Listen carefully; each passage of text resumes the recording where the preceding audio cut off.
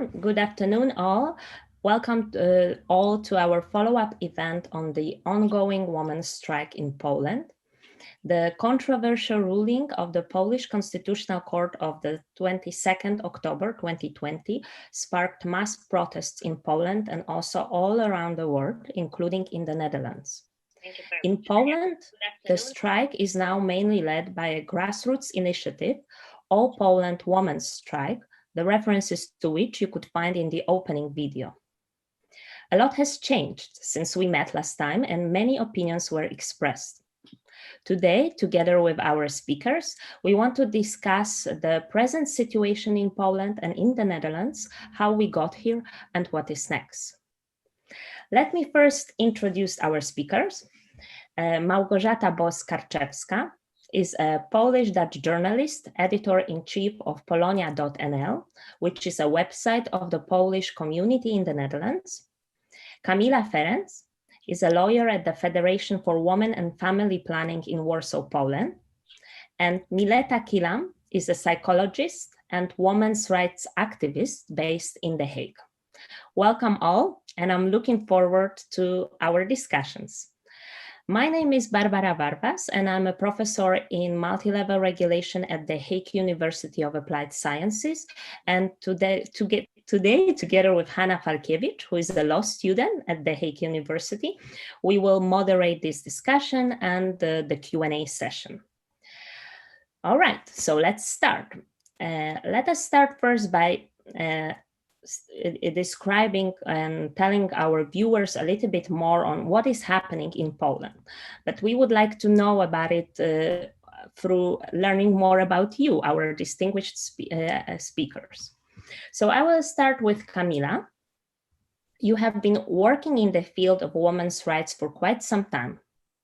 How has recent events impacted your professional activity? Definitely, I'm more busy right now because I have more calls and requires for interventions from women in Poland. I need to provide more legal advice because after the judgment was issued, was sentenced by the Constitutional Tribunal, many women felt lost and didn't know what to do next and what will happen, and what is really their legal situation right now. So we had more, we were more busy with providing this information. I also defend from time to time people arrested during protests right now in Poland, and protests are very regular and they are organized every week, and sometimes they are very intense. So I have more busy evening and nights when I need to defend those arrested protesters. But in the field of women's rights, on the one hand, yeah, we have more job to do because sometimes we need to persuade public hospitals that they still are obliged to perform legal abortions because nothing has changed, because the judgment has not been published yet. So the law hasn't changed at all. It is the same as it used to be for 27 years. But some hospitals are right now also lost and afraid that maybe they would commit a crime while performing legal abortion in case of fetus abnormality. So we need to provide legal opinions to them and talk to them and explain that they still are obliged to help women with some medical services.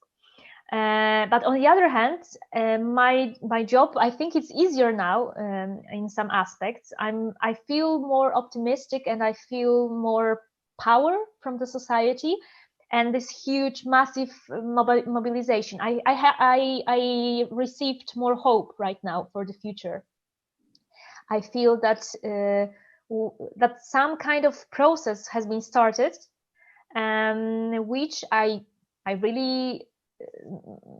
really hope for that will lead us to a huge change in the legal system in Poland regarding the reproductive rights and health.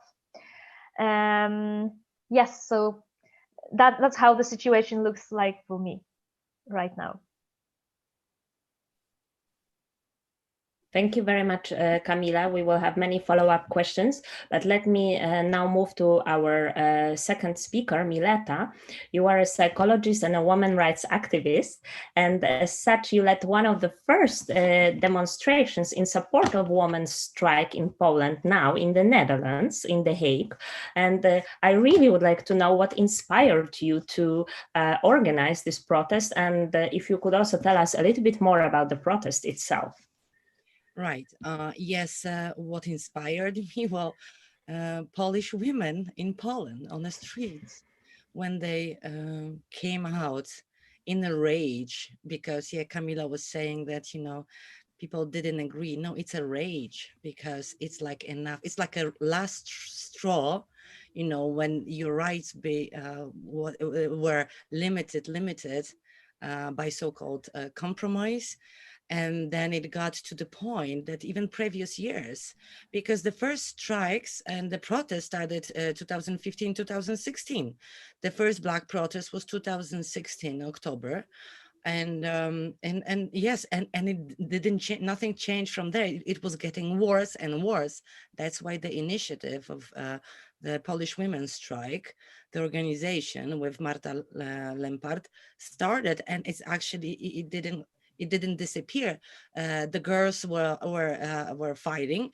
There were more organization because then we had the issue with LGBT also. It turned out that they are enemy of the state. Suddenly there were more groups affected by the governmental politics. And so when Poland came, Polish women went to streets to protest. There were also Polish people affected here in Den Haag. They would go to the embassy like Friday, Saturday, right after the first big move.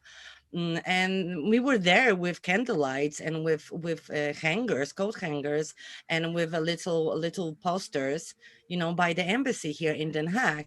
And yeah, well, people were trying to say no. Yeah, we want to be part of it. We don't agree with this. That this is outrageous. This is too much. And so I just threw the idea like to the air, like, oh, we can organize something. Yeah, so get the group, and we will do something more organized way, that just to make a statement, because there was this need to scream. Yeah. And yeah, well, I didn't expect that it will be such a big event for over 500 people. But I got, it just hit me, the how many people wanted to protest, to actually say something. And not oh, but also to show, here in Holland, what's going on in a country that belongs to EU. Yeah, we are a state member.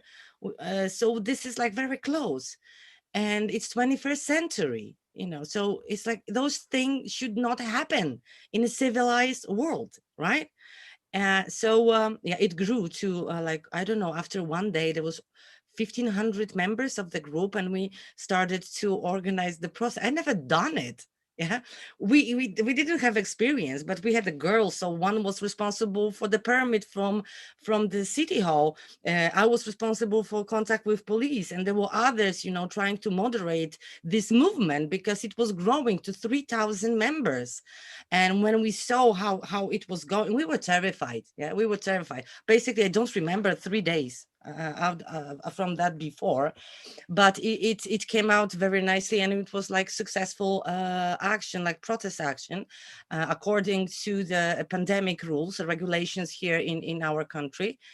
But yeah, there was people were outraged that that there was nothing you can do, because also the way the party made it, it was not, during the night, it was not public, not democratic. So yeah, everybody was upset. And that's basically my inspiration while I was participating in Poland when I was still living, because I came to Holland in 2017. So I took a part of all the protests as a member of party Razem. So it wasn't, I mean, I used to do it, but it was the first time that we actually organized. Yeah. So this is completely new experience.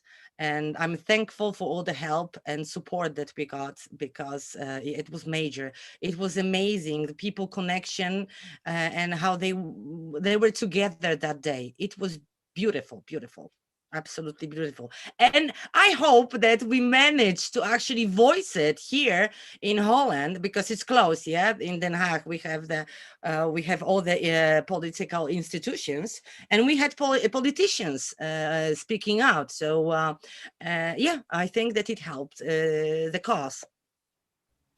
Well, absolutely. And on behalf of all women and men too, chapeau bas, because we are all inspired, of course, by the current events, but we all don't organize protests. So it's a great thing that you took the lead on that. And thank you for that. And now I will move to Małgorzata, who has been working as a Polish Dutch journalist within and outside Polish community for more than 20 years. So I have a question, maybe more general one. Why do you think it is now that Polish people in the Netherlands and in other EU countries actually went on the streets and are ready to protest in support of women's strike in Poland? Thank you, Barbara, for invitation and having the opportunity to be with you and discuss such a topic of utmost importance right now. Hello, everybody following us on the YouTube. I hope you have good questions for us. Yes, on a personal note, I learned about the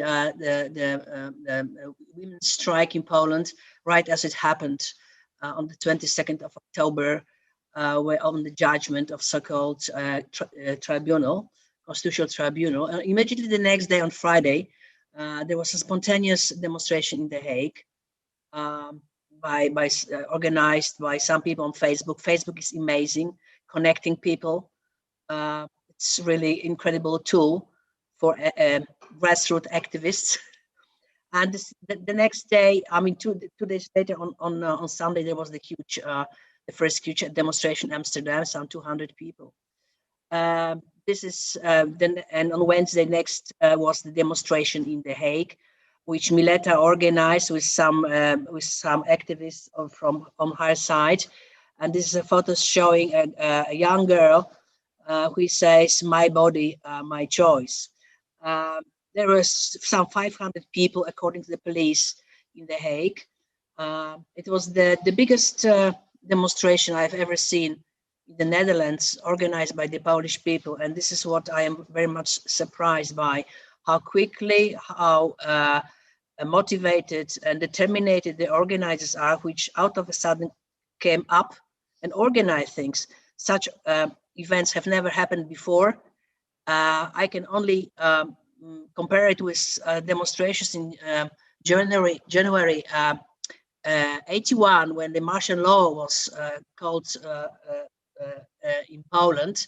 But there were huge demonstrations, but there were not only Polish people, because then there were only hundreds people, Polish people living in the Netherlands, but a lot of Dutch people demonstrating in Amsterdam with fackles and shouting "hands off from Poland, off."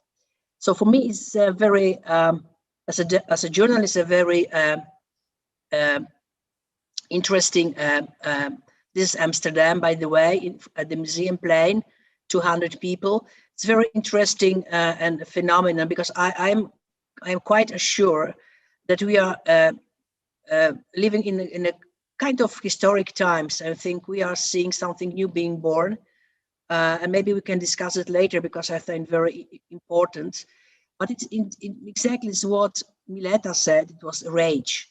Angry women, activists, grassroots stood up and said, "We know to the fact that the government wants to take a freedom of choice in this respect of having abortion, and there are even more aspects of a democracy, rule of law. So all of it, it's a confluence of different factors. Very interesting times. And most important of all of it is these young people. I've met in The Hague a lot of young people. I see a lot of young people in the 20s. The demonstration in Amsterdam was organized by a girl who is just 20, and 200 people came. So this is for the moment. Thank you very much. And you raised many important topics that I hope we will still be able to touch upon later on today. But let's keep up with the script too. And also Hanna is showing you some photographs that Małgorzata kindly provided us with from the portal polonia.nl. We will also very soon watch a short video of the protests which Mileta organized. So a question to Kamila, maybe since you are the only speaker who is today in our panel, who is currently in Poland and you are based in Poland. So could you tell us more about the situation in Poland now, almost 1.5 months after the Constitutional Tribunal judgment? What is happening in the streets of Poland and how is the situation evolving? Currently in Poland, we still have many protests every week, every couple of days. The protests are not disappearing; they're still on, which is very nice. And to see this huge anger and saying stop, that the society is just telling stop to the government. Unfortunately, sometimes the police has become more aggressive towards protesters, and we observe that with disappointment. But I think that the only thing that really prevents the government from publishing the judgment and going further with more restrictions and bans and limiting our rights and freedoms are those protests and this kind of the demonstrations that are going on in the streets, and the huge opposition, but I mean grassroots opposition, not the political one. This political one is also present, but they are, let's say, less important than the people themselves, who really a little bit risk their health, they invest their time, their energy, but they know that this sacrifice is worth, because the issue that is at stage right now is of such an importance, and that this is the only way right now and the only moment to really take things in our hands and to take over to some extent. Of course, a week ago we had this resolution in the European Parliament, which was a kind symbol and declaration, and also kind of expression of solidarity with the Polish society, which proclaimed that the right to abortion, the access to abortion should be guaranteed, and the things that are going on, especially in the pandemia, are really disappointing, but also upsetting from the perspective of European Union. And I think that this political move was really important, and was also a kind of ownership towards those who protest right now in the streets. And I think that this honor is really important and it's needed, because only because of all those people who really go out to streets and show the anger and really try to stop the government in their moves, we are in the situation right now, and we also have kind of new reborn. We are reborn right now as a society. We have the quick process of becoming more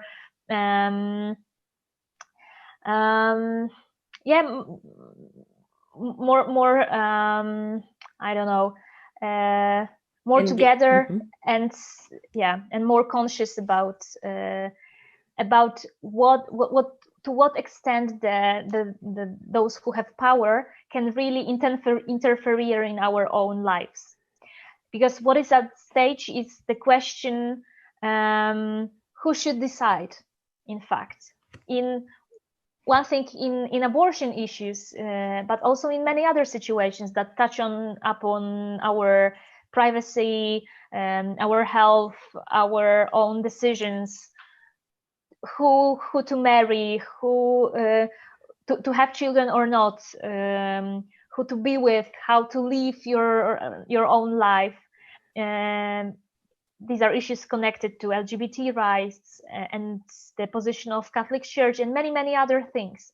So I think that those protests are basically and most of all about abortion and the access to abortion, but also about many other rights that are under attack in Poland, and which are in fact neglected. They have been neglected for years.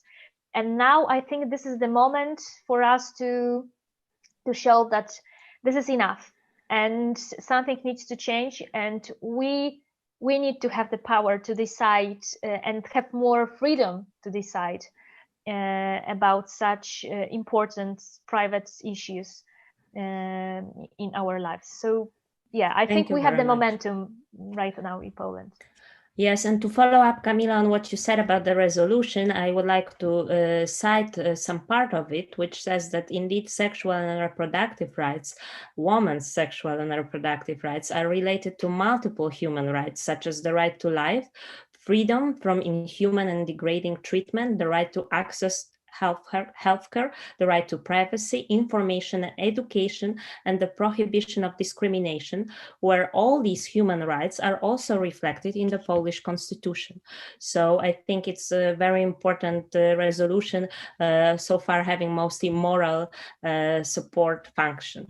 Małgorzata, would you like to comment too? Yeah, I would like to just to touch on a very important topic of human rights, which you, Barbara, and Camila mentioned. And I would like to quote Adam Bodnar, a Polish ombudsman from the Dutch newspaper.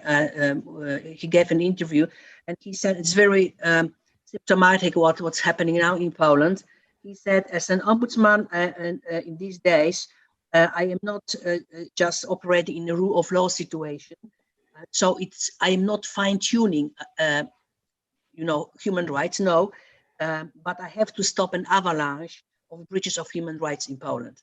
So this is the setting which are discussing the women's strikes in Poland, where the rule of law and democracy are under pressure, and this is also the reason why there's such a rage and anger of young women, men, and also other citizens. Thanks. Thank you very much, Małgorzata. That's absolutely correct. Before we move to, now Mileta would like to also comment on this. Yes, I would like to comment, because what we are talking, I think I can explain very easy from psychology of protesting, is that we usually will have like this dual moment, that we have a movement of a crisis, when crisis situation happen, like we had when the police shooting black people in the States, and it was outrage, or when we had also the black marches organized to speak out about some injustice or murder. This is the movements of crisis. And then we have a movements of conscience. And that's what's happening here. We have both.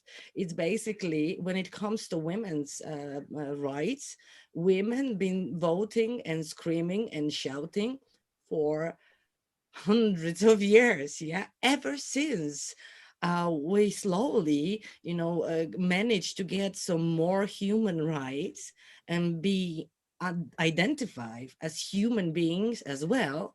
And when this so-called judgment came out at night, basically taking it away from us, it was like, that's it, it's enough.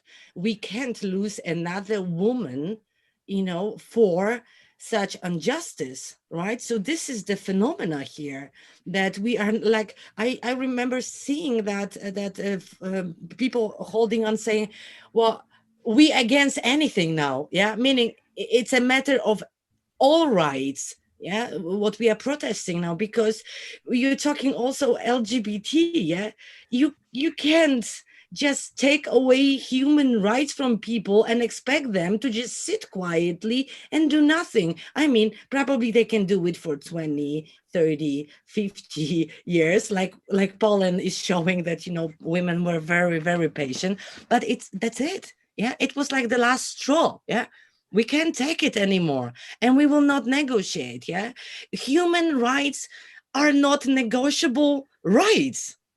That's it. Simple as that. And I think that now the time is good, because so much is happening against those rights for minorities, not only women, that it's like now it's the moment. It's now or never, like we call it. Yeah.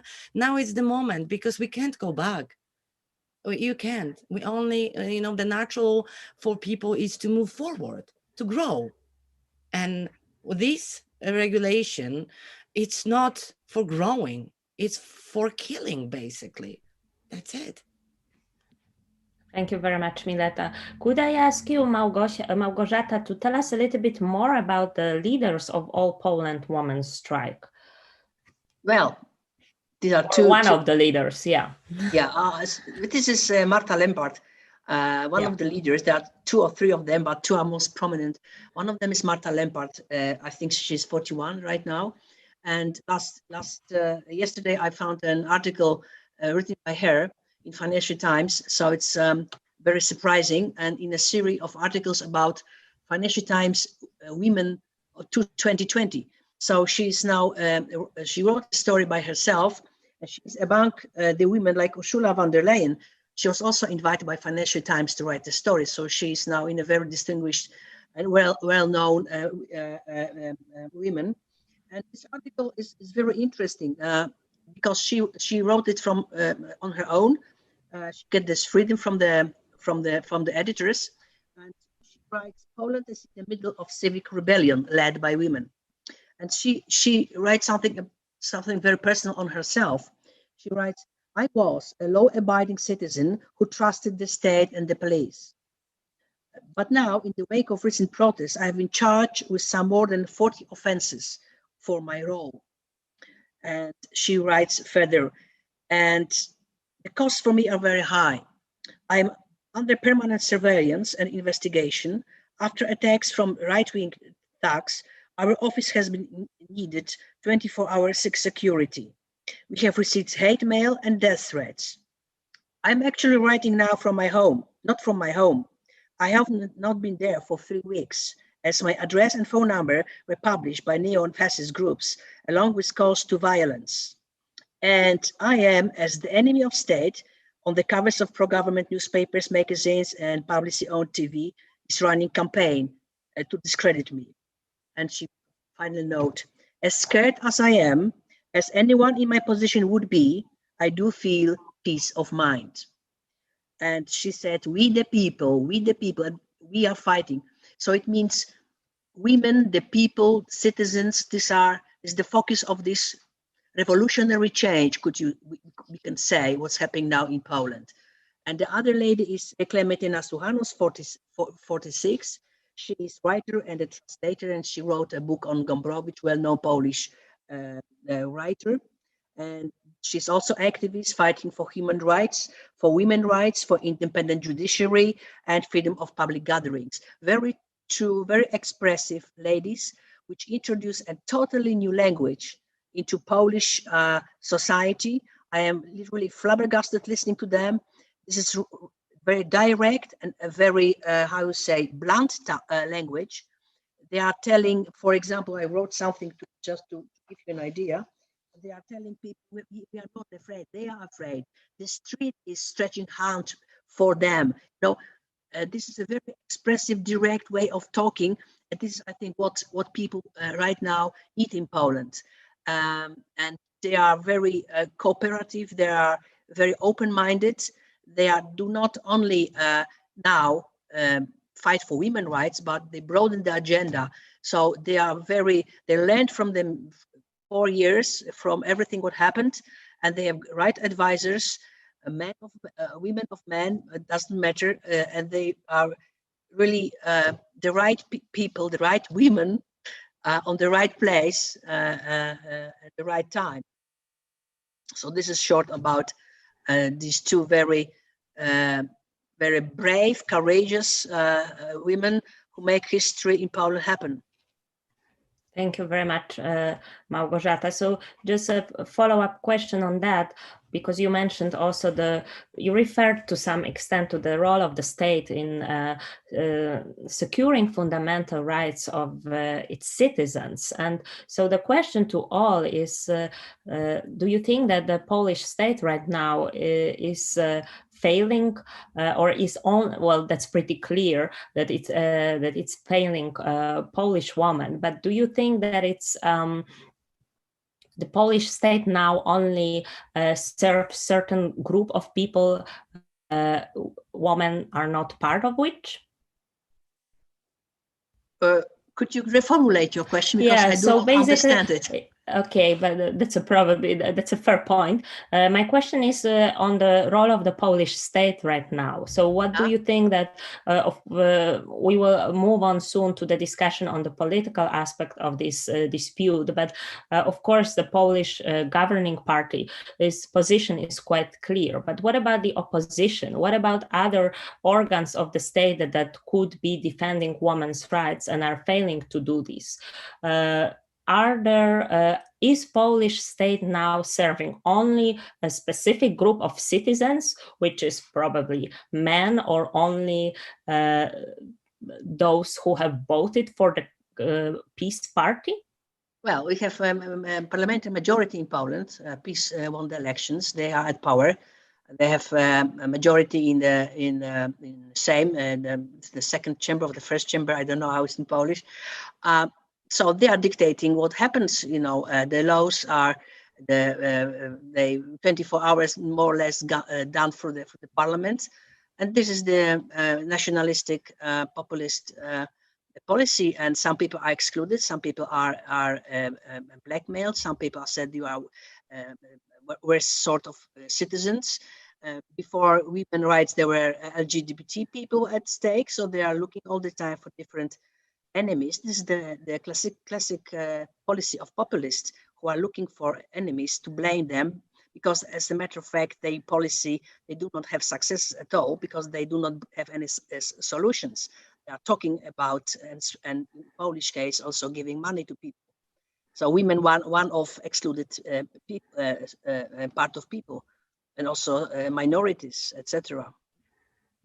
Thank you very much. I also would like to ask you, Kamila, because you mentioned at the beginning that the law hasn't changed so far. The judgment is not binding yet, but could you tell us also more about the actual situation of Polish women who would like to terminate their pregnancies now? Are there any cases where doctors refuse to do so based on this judgment, even though it's not binding yet?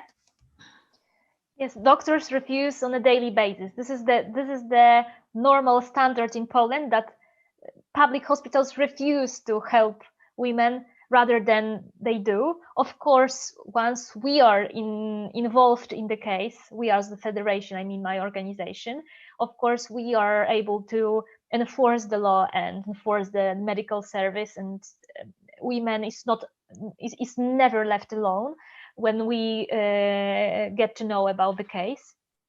And of course she gets she gets the support.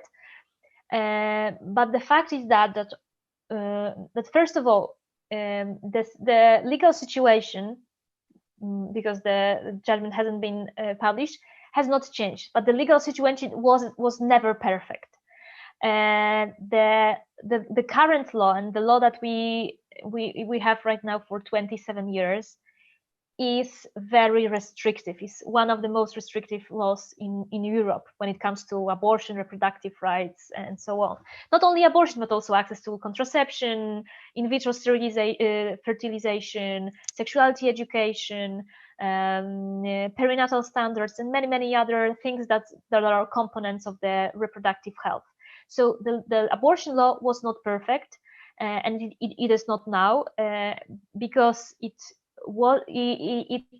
hasn't covered all the situation when a pregnant woman wanted to interrupt the pregnancy, wanted to have an abortion. Because right now Polish law allows for abortion in 3 cases, but these are not only cases when pregnant women would like to have abortions. And the fact is that public statistics show that we have around 1,000 legal abortions per year, but the fact is that the reality shows that we had around 80,000 till 150,000 abortions per year. Women just order pills from the internet or go abroad to abortion clinics, and they have abortions, not in Poland, not in the public system, but outside the system. So this is one thing, that the law is very restrictive. The second thing is that in practice, it doesn't work. It's very difficult to enforce, because it allows to create many barriers. And one of such barriers is consciousness clause. It's the conscious-based objection, the right for a doctor to refuse to perform abortion only because it's against his or her values. But the biggest problem is that once the conscious-based objection is performed, is invoked, there is no safeguard mechanism for a patient who seek abortion services to find those services, because the doctor is not obliged to refer her to any other doctor or hospital. So she needs to have burden on her shoulders to travel across Poland, to travel abroad, and to seek abortion services on her own. Sometimes when such women call the federation, call us, then we are ready to help them. But if somebody doesn't know about our existence, can feel really lonely, hopeless, and can be left without any support. Other barriers are the kind of are of this kind that physicians artificially prolong medical and diagnostic procedures, or require unlawfully, of course, without any legal grounds, many documents or additional tests from a patient, which has only one aim: to cross the deadline for legal abortion in Poland. And once again, when a patient is conscious and is well informed, then she can oppose to such malpractice. But many patients are not aware of their rights, and face manipulations and indirect refusals, because refusals to perform abortions express directly to the patient, who is in a very tragic situation. She just right now found out that her fetus is really is not in good health condition, and sometimes has no chance to survive, to be born alive. And at this stage of pregnancy, this is the moment that this is the wanted pregnancy, that the women wanted to continue the pregnancy, but she can't. She can do nothing with but results of prenatal testing. And in this very difficult situation, she needs to face another suffering because of refusal or lack of help in the hospitals. And physicians are not so brave to just look in her eyes and say, no, I won't do this. So they try to have some tricks like saying, you know, you need to have a special psychology consultation, you need to have an opinion from a national consultant for some field of medicine, you need to file many documents or have many other tests, although the diagnosis is clear and settled once.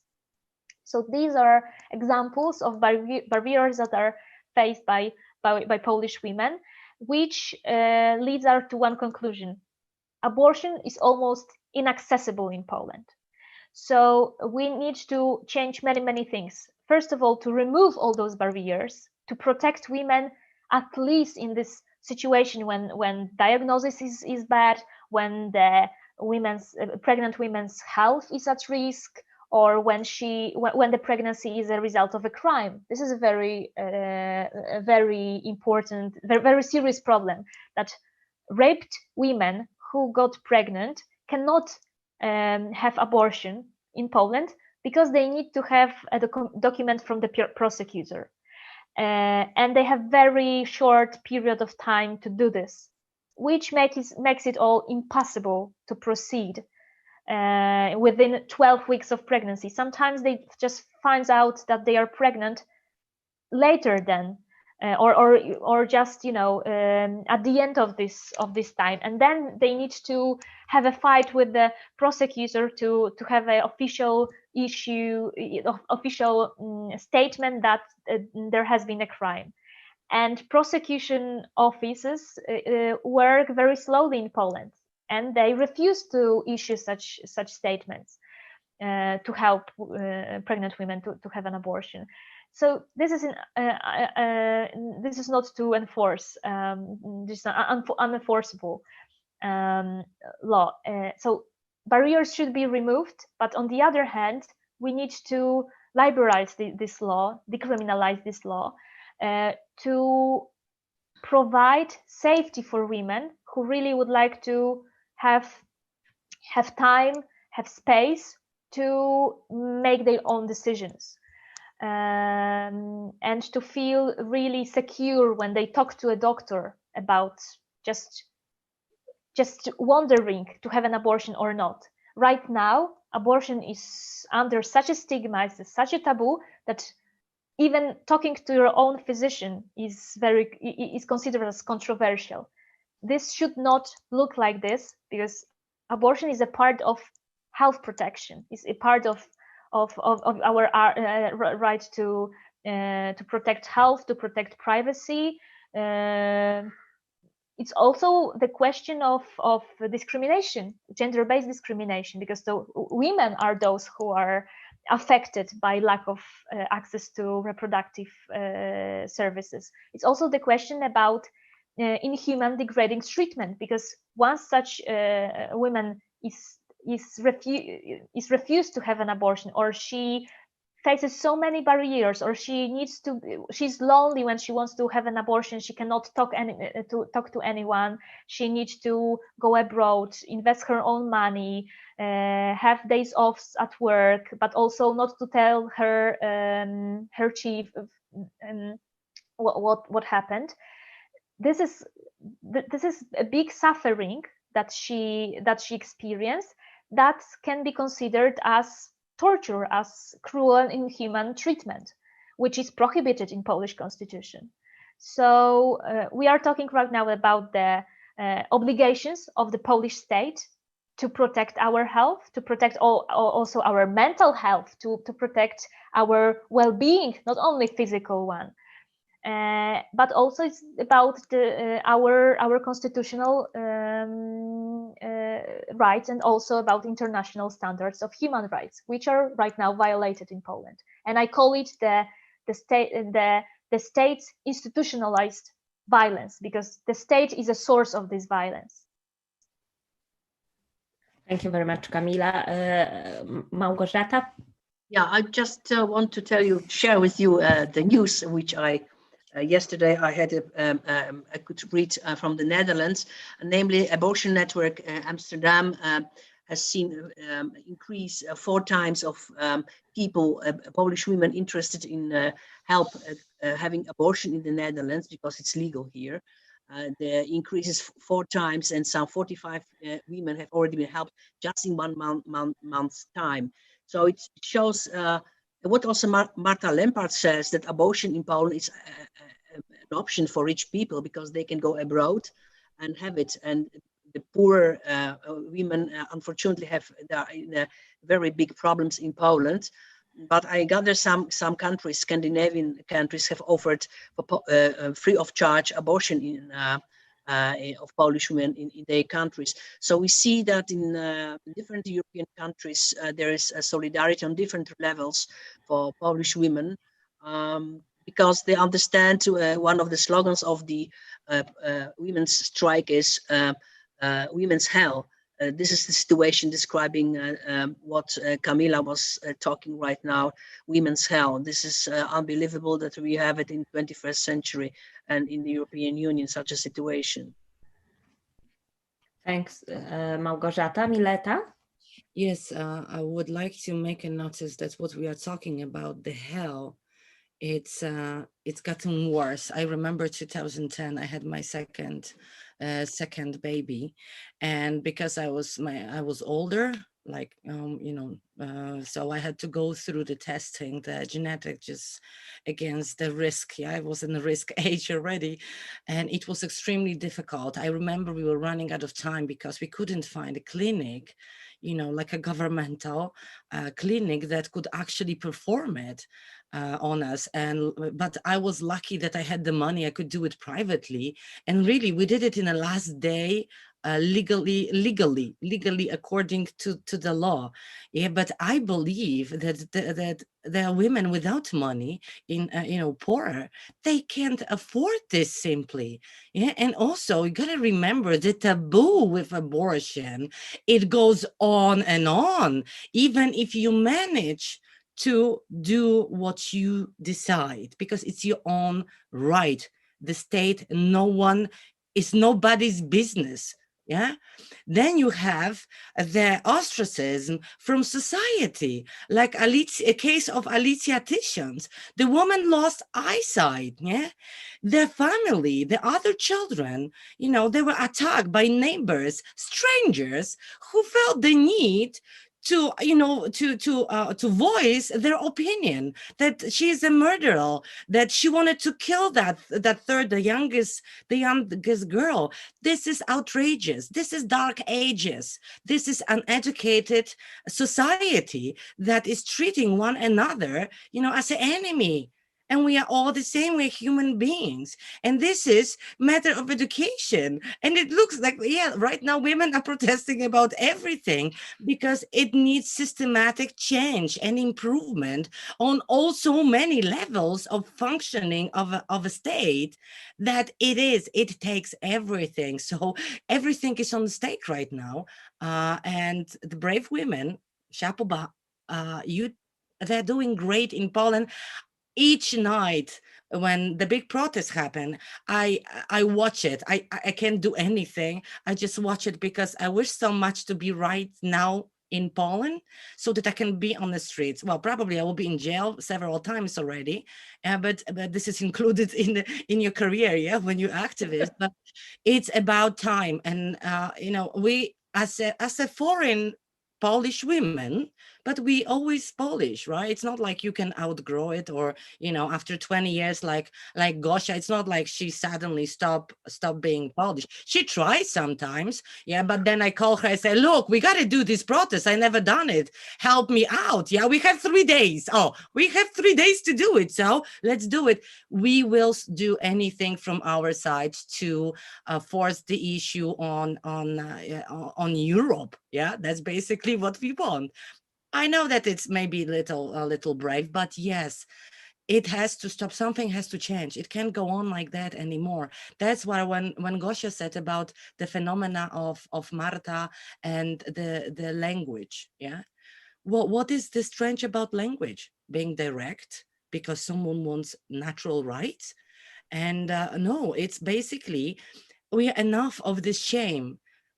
Women are being raised in this constant shame. Don't speak like that. Don't get upset. Yeah. Don't sit like that. Don't spread your legs. You know, don't wear these, wear these. Oh, now this is too much. Oh, you can actually show a little bit more. And it's constant shame. It's like, you know, from the beginning. And now there is no shame. Yeah, they can swear, they can say whatever, because the fact is, when woman is speaking out, she's being hysterical. Yeah, she probably has period, right? When man is speaking out, he is charismatic leader, right? And this is so clear. Yeah, why would you not see it? Why would you treat over 50% of population as a different kind? That's why the real phenomena of the strike, and I'm sure Camila sees it, is the movement of youngsters. Yeah, because they were born in freedom already. Yeah, so they don't want back to 89. They feel European. They want the freedom that they used to. Yeah. So this language activates the youngest, and this is the first time, I believe, in the history after 89 that this thing happened. No one, no party managed to activate so many young people, and this is like really, really amazing. So that's all what I want to say, basically. Thank you very much, Mileta. It's about the time, you're saying, absolutely. And Poland is one of the last countries that is still discussing these issues in Europe. And I think that's important for us also to remember when we will move also to our second part on political and societal changes around the protest. But before we do, I would like to remind everybody who is watching us on YouTube that you can also ask questions. Just type in your chat, and then Hania will read them to us. So Hanna, if there are questions, please raise your hand, and then I will give you the voice so that you can ask speakers, give you the floor to give to ask questions to our speakers. And also, there is already a question, which is fantastic. So Hanna, the floor is yours. Okay. Yes, hello. We got a few questions already. One of them is quite political, so maybe it's gonna be a nice introduction for the next part. It's the question from Tomasz, and he asked what can still be done so that the Polish government starts to care about guaranteeing fundamental rights to women. Because apart from protesting, making people aware of the problem or putting pressure on the government, there is not, like, is there anything else we can do? Because the government doesn't seem to be interested or talk to people who have other views right now on the problem. So do you think is anything else we can do about that right now? I see Ms. Małgorzata wants to take a voice, so please. Yeah, just a short remark. What the government can do, if the government has on its agenda and not to stick to the rights, then the citizens have to make a lot of pressure, and also political parties. But the problem in Poland is that the opposition, the political parties, are sleepwalking. They do not feel the urgency to do something. They are okay. They are nicely performing in the parliament as the opposition in parliament. They are doing something, but outside the parliament, they don't have this, as Germans called Fingerspitzgefühl, what to do. They have simply no notion about it. And if you look at the reaction to the women's strike, it's very lukewarm, except for the left parties. But the major political oppositional party, the Civic Platform, is just sleeping and doing nothing. So if you want to something to change, and this is what Marta Lempart is absolutely right, and if politicians in the opposition are sleeping, you have to start doing something on your own. And this is what she's doing. She's talking about we the people, we citizens, we the people. And she's just empowering people, giving them a lot of energy and platform what to do. So if the government has its own agenda, which is not according to our standards, and which is obvious also in other EU member states countries, then the citizens have to go to streets, or even to talk about it, to hold such webinars, to talk with each other, to have a dialogue, because this is also missing in Poland. That's it. Thank you, Małgorzata. Hanna, is there another question? There's one more thing that one of our viewers noticed, that they have been already protests in Netherlands as well as in Poland in 2016, where the first time the government had idea to restrict some of the abortion rights. And my question, according to it, would be: do you think that this previous protests already were like the starting point for the protests that we have right now? Because we know that women were already quite annoyed by then. The emotions were very big. And do you think that it was something that still was going on, and now when the government started the discussion again about this, the women already were ready to go on the streets? Maybe Miss Mileta would like to answer, since you organized the protest in The Hague, so I think you can know about emotions of people who go there. Well, the government is not keeping any dialogue as far as I can see. The government just announced this ruling in the middle of the night, yeah, about the abortion. So I would say that they started all this war. They are directly responsible. In 2016, we're also talking about the same party, which is peace. They're not new people. And when Gosia said about the platform, the civic platform, well, I think that a few days ago, or was it last week, Grzegorz Schetyna voiced his opinion about abortion, saying that he would not like to have abortion. And which is fine, I believe, if this is his opinion and his decision, right? If he doesn't want abortion, but it's not up to him. So this is this old, I think, mentality that the patriarchy, that it's still pretty strong in Poland, that that men can decide for women, because for some reason the fact that we are women apparently looks like we don't know what we are doing, which is of course not true, because studies showing that when it comes to the brain functionality, the only difference would be that with the way we process information, and so that women tend to think globally and men more channel thinking, yeah, like only one. So there is not much difference when it comes to that. Also, all the science and showing us that when it comes to our analytical skills and math and this kind of stuff, it's not true. It just direct result of the mentality where you say, yeah, the girls, they will be more caring, so they go for the teachers, yeah, because you're a girl, you will not understand such a complicated stuff. And once you take that sexism, that kind of attitude towards girls, they actually do pretty good, same level, sometimes better. So it takes, I think that it was growing slowly, and nobody was actually thinking that something that the change will come like that the girls will get upset to that extent, just being using euphemisms, upset, yeah, because yeah, it's like always the same, like it's just a woman screaming, yeah. But I think that now it's time to take women seriously, because it's not outrageous demands, for the basic rights. It's not. Małgorzata? Just talking about the language, I would like to quote something about from the website from Women's Strike, how they are describing themselves. We are grassroots movement of pissed off women and supporting us thinking men. This is their language, pissed off women.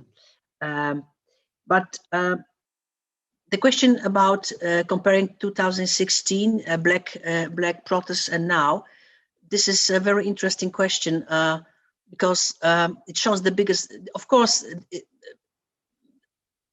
what happened in 2016, also in The Hague, there were demonstrations, it triggered off.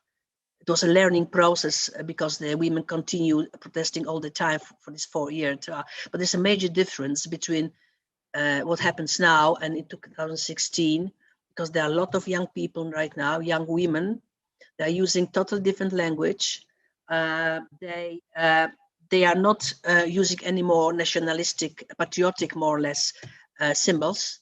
As Agnieszka Graf, a Polish feminist, said, what we are seeing now, it's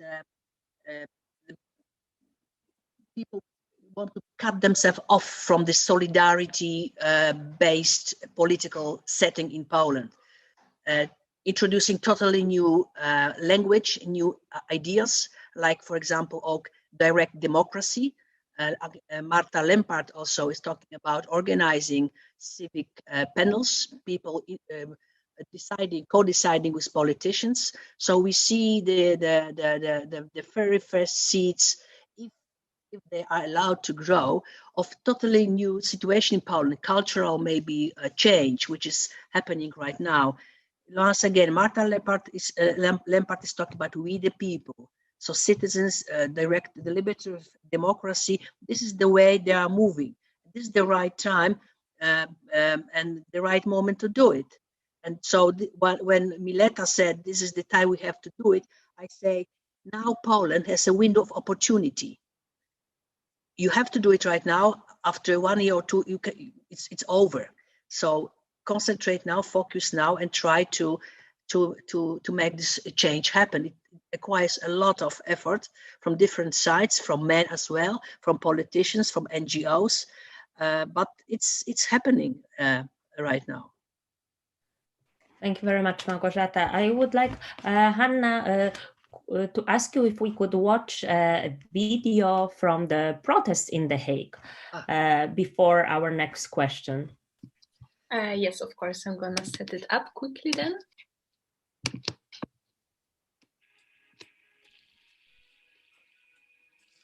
The idea of solidarity was born quite a while ago. We all remember Lech Wałęsa. We all remember the fight 30 years ago. Right now, the history is repeating. We want to show solidarity with Polish women who are fighting for their rights.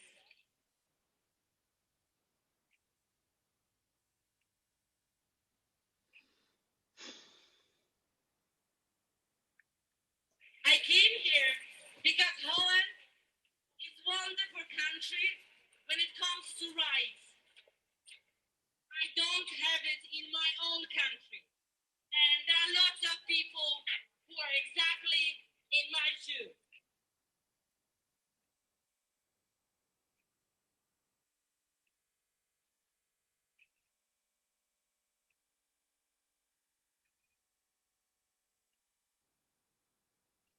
Kobiety muszą mieć prawa decydować o swoich ciałach i o swoim życiu. W Polsce, w Holandii, w Europie, na całym świecie. Jest to inspirujące widzieć tyle kobiet i mężczyzn w Polsce protestujących obecnie. When you don't want to fight anymore, we will not stop for you. We will build the coalitions. We will build it with all the groups in the European Parliament to form a strong bloc against sexist, anti-feminist and conservative movements. And you can count on us to make sure that the Polish government doesn't get away with this, can't go any further, and we will keep fighting.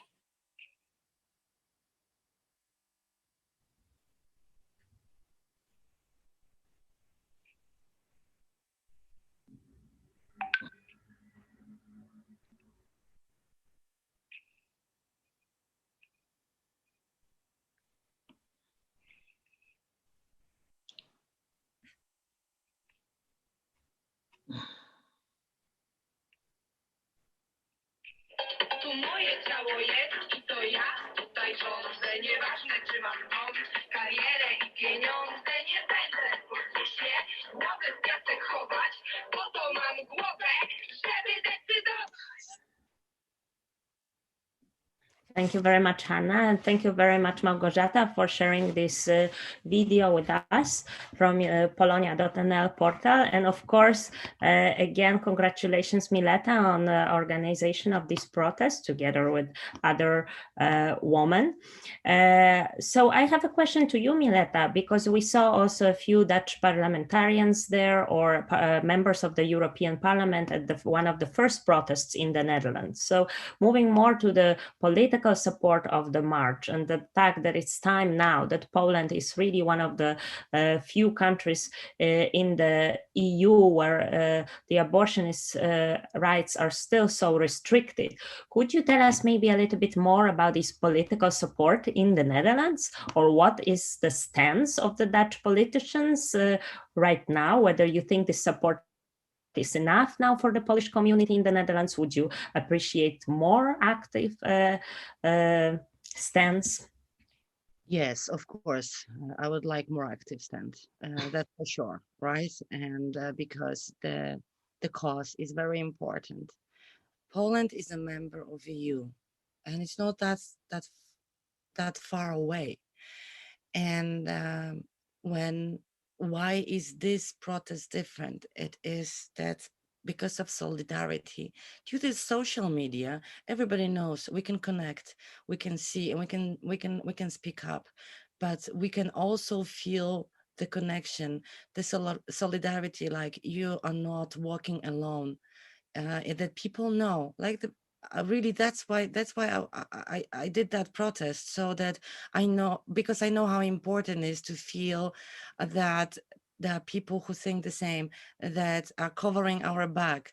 So I know that this is maybe saying too much, and I don't know, Camila would have to confirm on this one, but I just wanna do something to show Polish women, because I couldn't go there, we are under pandemic, yeah, that they are not alone, that we will speak up, we will be the microphone of them here in this country. And yes, we managed to activate a few members of the political scene, and it's not enough, just by going out. And Poland is not the Netherlands. This is completely different country. We also here living as a Polish, it's like about 250,000 population of Polish, right?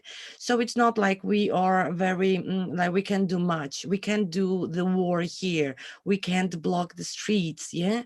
And although every Polish person, a woman, is feeling the connection and solidarity and is feeling like they want to do something, the work here is more behind, not on the streets.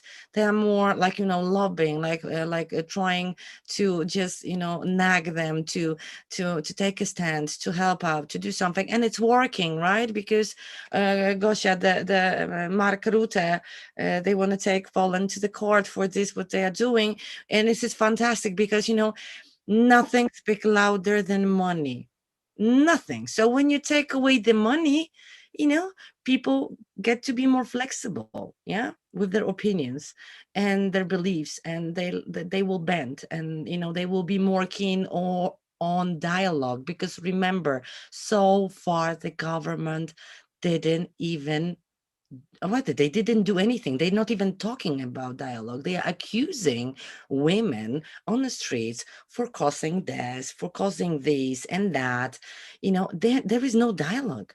Absolutely not. The propaganda on Polish TV is outrageous. It's outrageous, and so yes, and we will harass them here, so that to say something, to do something, whatever we can from our end. But I don't believe that protesting here on a regular basis make much sense, because it's a different country. So the means of protesting needs to be adjusted to the country that we are residing in, right? Because we don't want Dutch people to start hating us for being rebellious, for being out of control, right? Because we activated some kind of civil movement here. And as we know, in Poland, the education when it comes to civil rights and to being part of community, it's very small, right? So I think that education more here for the rights will help even the Polish people living here, realizing that living in a country like the Netherlands, they do have rights. They don't need to build up ghettos, you know, and live in their own bubble. Yeah, that, you know, integration and learning the diversity that this country has to offer with the multicultural settings. It's a blessing, actually.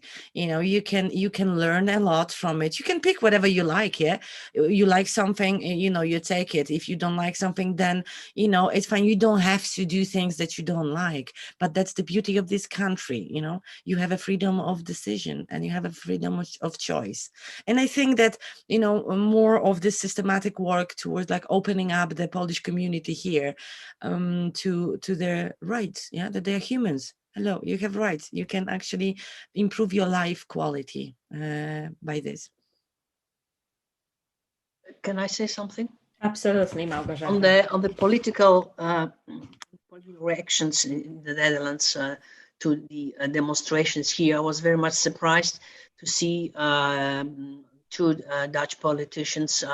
One was three politicians. One was a member of the European Parliament from D66, Social Liberal Party, and the other one was also from the member of European Parliament from the Green Party.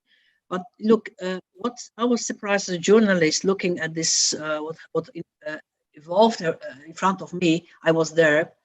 They were addressing the Polish people gathered on this demonstration as the European citizens of the European Union.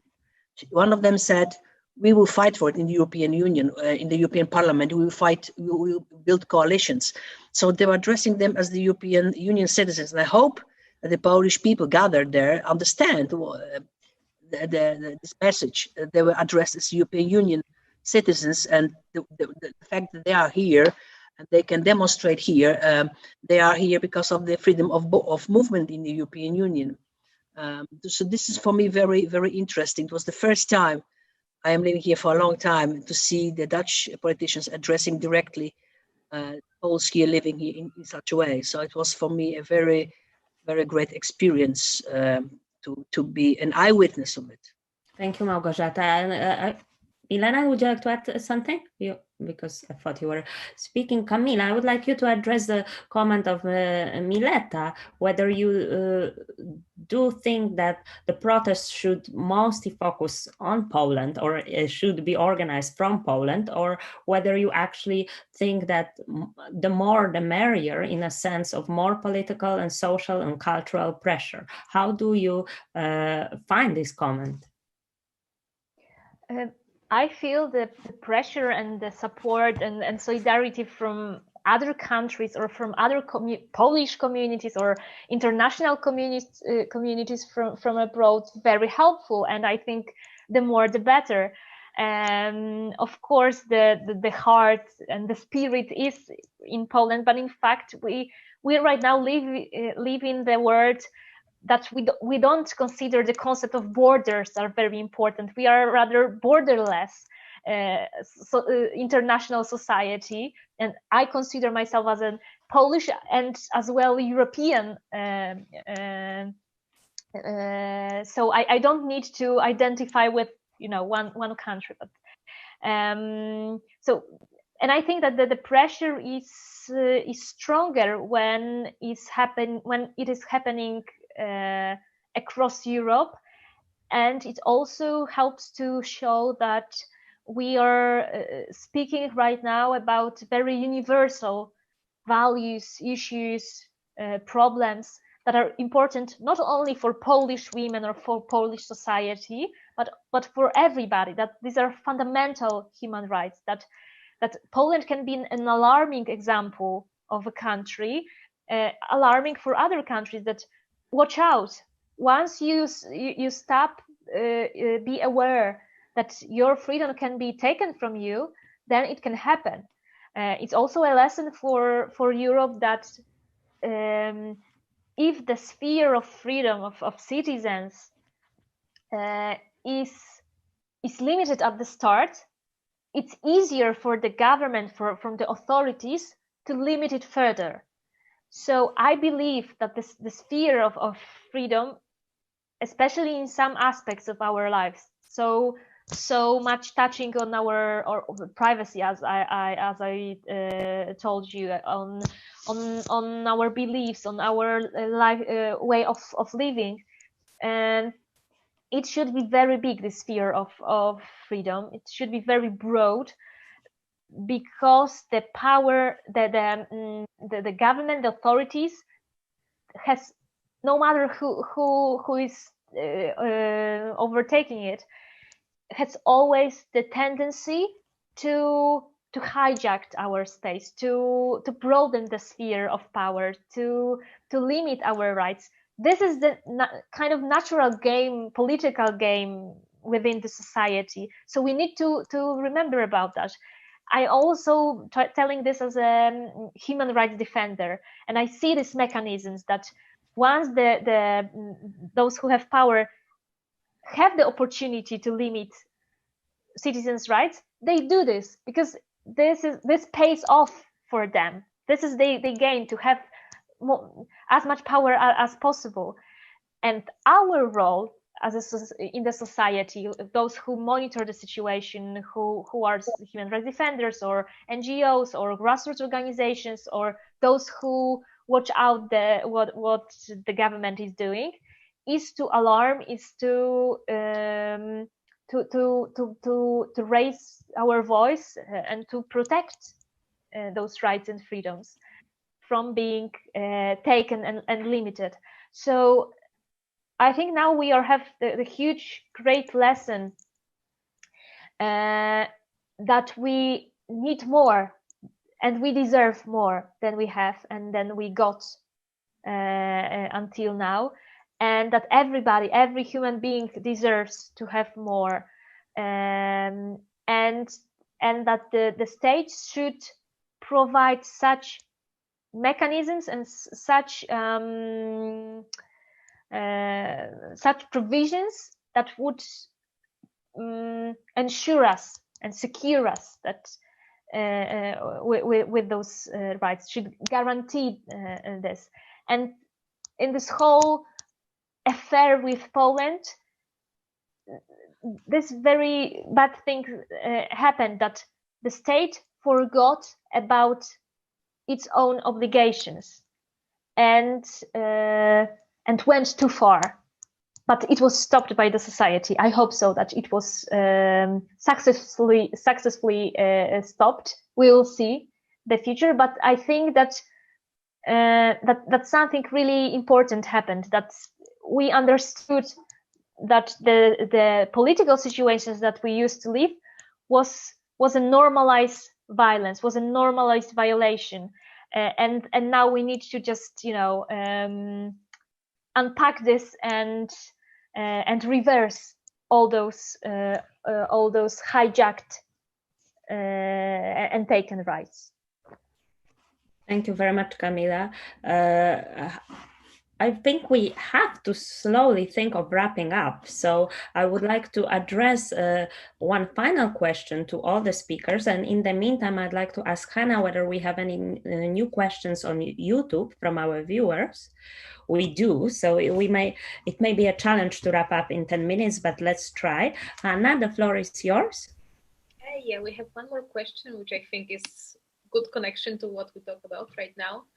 It's what do you think, if it's still possible to change the society perception about abortion?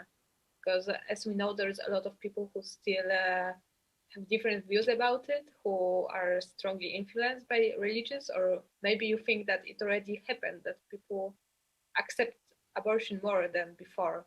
What do you think about it? Maybe I thought that also Kamila could answer from the Polish perspective. So let's start with Kamila, and then we will move to you, Małgorzata. Mm-hmm. I think we need constantly education on abortion, and I think this education is happening right now, also in the streets, because education can be held in many places, at schools, in streets, during panels like this.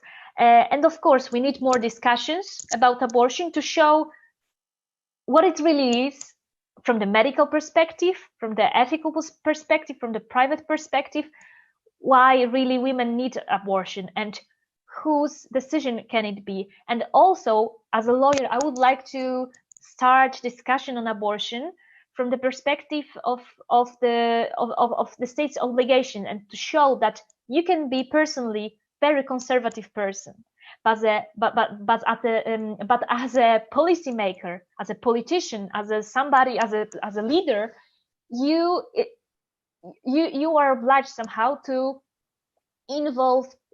include all the perspectives and all the social needs to decide on abortion. And you can vote for pro-abortion legislation, for example, liberalization of abortion, but personally be against abortion, never have an abortion, and stay with your and stick to your conservative views.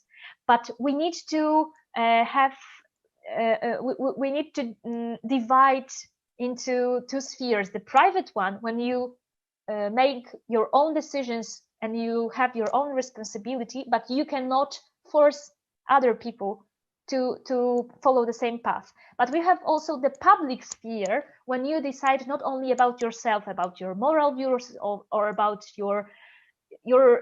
about you feeling comfortable with having this or that legislation. It's about the responsibility for others, and we need to take into account that abortion is needed. Sometimes it's very it's crucial to save lives of women, for example, pregnant women, to let others decide and avoid suffering, and to just be free citizens, because no one better know about the needs for abortion or the motivations to have an abortion than a person that really wants it. And I would like to hear such voices and show all these perspectives and discuss freely without the stigma, without this taboo about abortion in the future in Poland. And I really hope that such discussions will be held, especially that we are starting with gathering. We will soon start gather signatures under the liberalization draft bill, the criminalization draft bill, which will be the great opportunity to discuss and to educate the society, and also let other people raise their voice and show what they really are afraid of regarding abortion. What is really triggering them? Maybe we should hear those voices. I'm not talking about these fundamentalist organizations, because I know exactly what this aim is. It's a total ban on everything, on every citizen's right. Sometimes I think, which is totally unacceptable in modern Europe. But I would like to hear those who are silent now, who maybe partially would support the protest because they feel that the government went too far, but on the other hand are somehow distanced. I would like to know why they are distanced, and to do so we need the safe space to share those views. So I really hope for such future for Poland. We hope so too, and thank you very much, Kamila. Małgorzata? Well, for the sake of time, I'll skip this round of discussion. And I'm sorry that I moved first to Kamila. I just thought that from the perspective of her profession, it would be. But Milan, I would like to maybe comment too. Yes, I'd like to comment and say to Kamila, yes, education is everything, because as you noticed with all this movement, all the women, that even if someone is saying, yeah, abortion, but not for as requesters, yeah, for personal request, and then there are other women speaking out and saying, why, it's my decision, and then the dialogue starts, and then this person sees like, oh okay, yeah, there are other views, yeah, so I can change my mind also. So this is talking with women, connecting. That's why social media are fantastic with this protest, because they are spreading the awareness and actually education. Yeah, it's taking over the education for those, because you gotta remember, if you are raised in Poland and predominantly Catholic, yeah, so the abortion is a bad thing. Yeah, it's a bad sin, right? So nobody is taking the self-reflection and thinking like, is it that bad? Until it happens to you.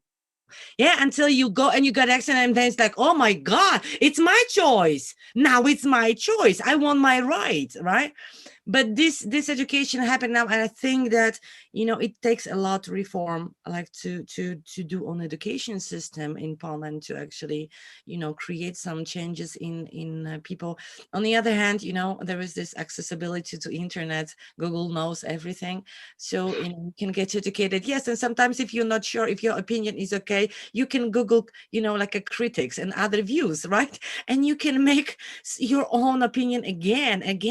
This is what as a psychologist, as a therapist, you know, I'm saying, it's like, you are the problem and you are solution. You know, I just give people right to decide on their own right.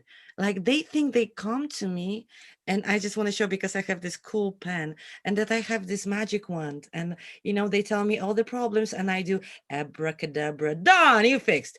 No, the work is yours. Yeah, you have the power, you have the strength, because it's your problem and only you can fix it. Yeah, so right now it's a women's problem and only we can fix it, so it works perfectly. Thank you very much, Mileta. Hania, do we have another question? Okay, that's actually works well for us, although I think our discussion could last many, many more hours. Just to wrap up, I would like to ask you a very general question or a specific one. The choice is yours. And the same two questions will be for each of you. So the general question is about what is next. Do you think that women can abolish the political system, current political system in Poland? Do you really think it can happen now? Because we have spoken a lot about it, but there can be doubts, of course. And the second question is, what will you do next? What will you do next as a Polish woman in the Netherlands or in Poland to make this change happen? So, shall I? Absolutely, Małgorzata, try please.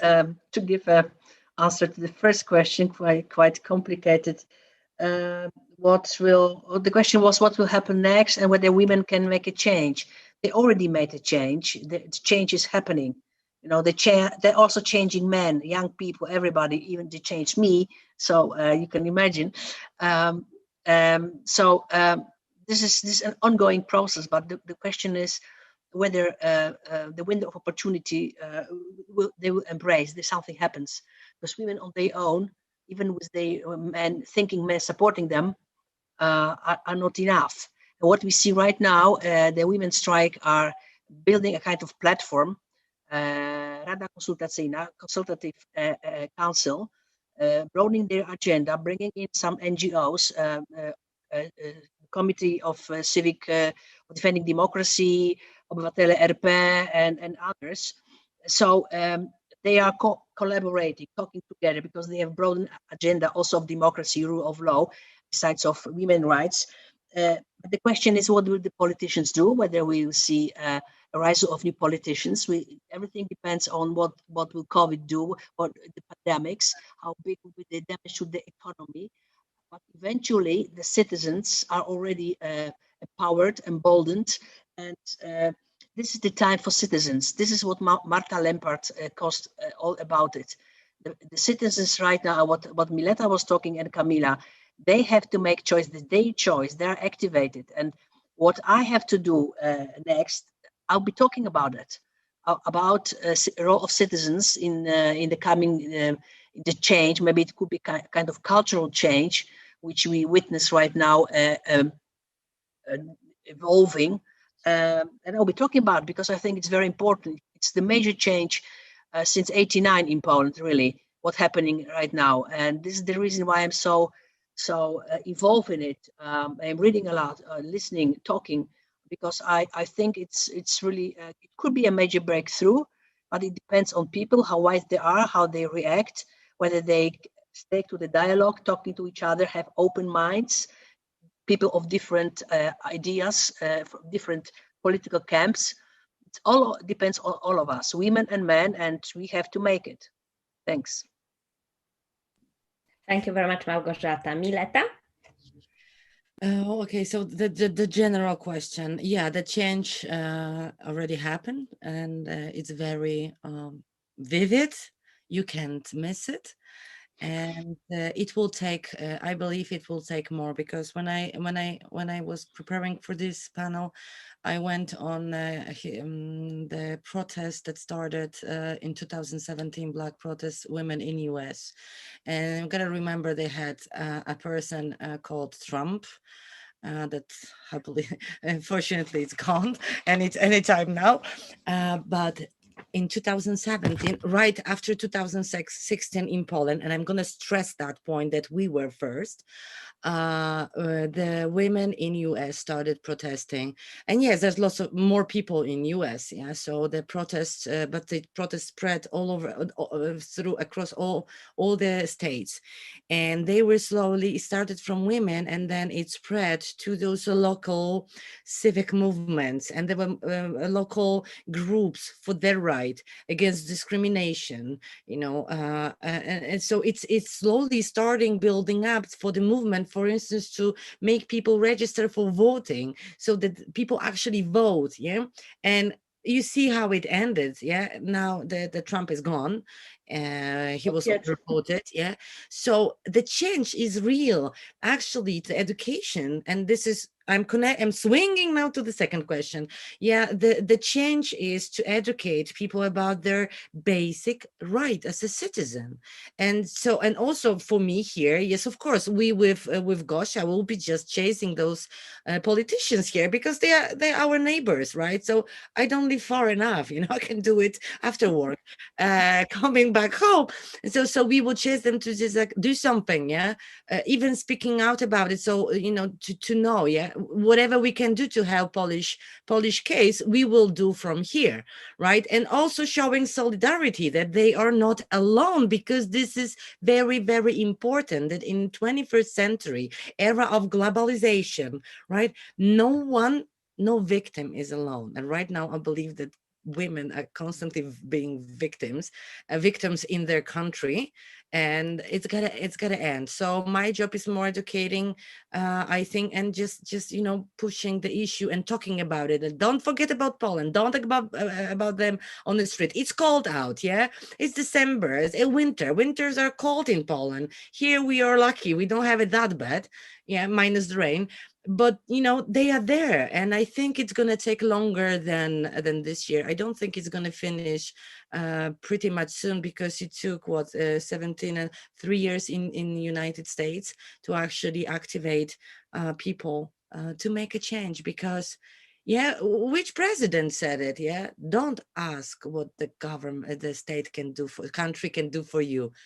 Think what you can do for your country.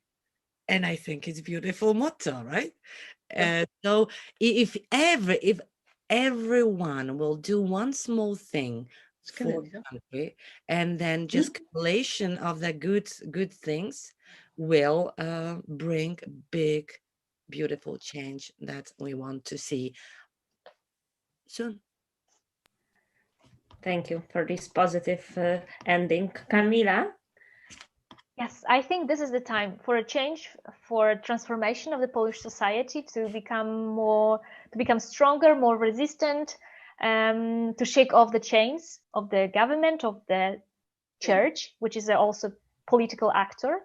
But me personally and my organization, the Federation for Women and Family Planning, we are preparing to bring Polish cases to the European Court for Human Rights in Strasbourg, or to the UN Human Rights Committee, to show how Polish women's rights are violated by depriving us from the fundamental right to access to abortion services.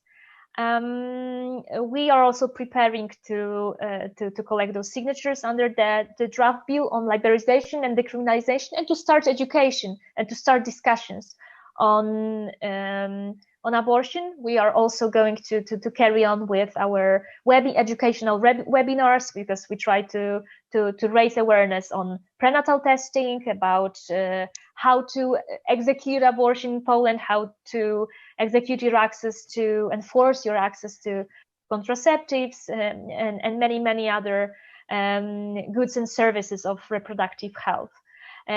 We are also ready to help and support women, to provide legal advice to them, to make interventions in their cases. Yeah, we are moving anywhere, and we are not going to leave anyone behind. So this is our plan for the future. Thank you very much. And I think now it's unfortunately already time to bring this event to close. And I would like to thank all our fantastic speakers for their engagement in the fight for women's rights in the Netherlands and in Poland. And of course, thank you very much for being with us today and for accepting this invitation. On the education side, we will also, the Hague University and the Center of Expertise Global Governance, we will continue discussing this topic. We think it's important that students in The Hague are aware of the problem, and I really hope that we can meet one of our speakers, or all of you, in one of those events in the future too. So thank you very much all, and thank you very much, Hannah, for your assistance and engagement in the discussion, and I wish you all a very nice evening.